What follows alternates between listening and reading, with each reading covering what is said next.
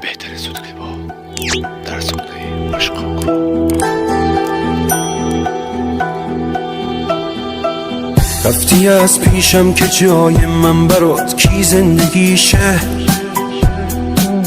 لعنتی هر جا میرم خاطره هامون زنده میشه. پا گذاشتی رو دلی که بعد تو میدونی دیگه آرزوش مرگ همیشه. طاقت ندارم این روزا هر جا که میرم همه دنبال بهونن، لا ولایت زن آشون بحث و سمتت میکشونن، دنبال زخم زبونن. عادت ندارم من به این اوضاع چقدر بی معرفت میشه یه آدم. آبرو واسم نذاشتی حتی پیش خونه بارم، همه چیمو پات دادم.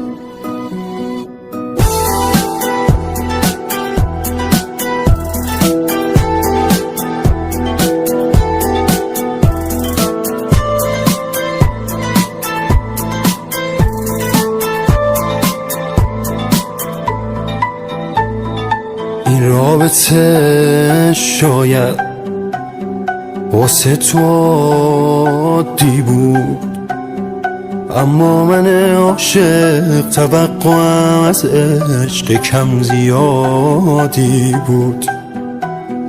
فکر و خیال تو هی میده آزارم، کارم شده شب دلتنگی و گریه تا صبح بیدارم. طاقت ندارم این روزا هر جا که میرم همه دنبال بهونن، لا ولایت زن آشون بحث و سمتت میکشونن، دنبال زخم زبونن. عادت ندارم من به این اوضاع چقدر بی معرفت میشه یه آدم. آبرو واسم نذاشتی حتی پیش خونه بارم، همه چیمو پات دادم. خداوندلو کانال رو نشدن حتما زنگ رو پخش کنید، این به ما خیلی کمک می‌رساند. خیر.